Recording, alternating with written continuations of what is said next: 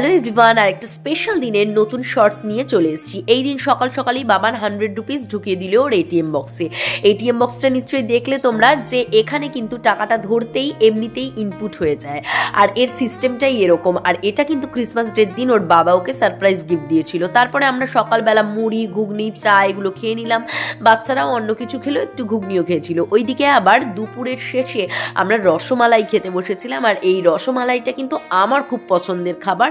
এমনিতে মিষ্টি জাতীয় জিনিসের মধ্যে দুধ জাতীয় যে জিনিসটা থাকে সেটা আমার খুব ভালো লাগে, বা সেই ধরনের মিষ্টি ভালো লাগে। তারপরে কিন্তু আমি চলে এলাম এখানে অনেকগুলো জামা কাপড় ভাঁজ করতে, কারণ দুপুরের শেষে এই জামা কাপড়গুলো ভাঁজ করাটা ছিল একটা বড় কাজ। আর প্রচুর জামা কাপড় ভাঁজ করে আলমারিতে তুলেছি।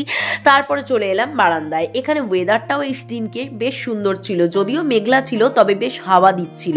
এদিকে শুভ্র হলুদ রঙের একটা গোলাপ গাছ আর লাল রঙের একটা খুব সুন্দর একটা অদ্ভুত দেখতে গাছ নিয়ে চলে এসছে। আমার কিন্তু দুটোই খুব পছন্দ হয়েছে। তারপরে দেখো, এখানে আমাদের বোগেনভিলিয়া গাছেও কিন্তু ফুল আস্তে আস্তে আবার ধরছে এই বাড়িতে। তারপরে কিন্তু এই দিন সন্ধ্যাবেলা আমরা রেডি হয়ে একটু বেরিয়ে পড়েছিলাম একটা বিশেষ কাজে। পরবর্তী ব্লগে অবশ্যই জানাবো।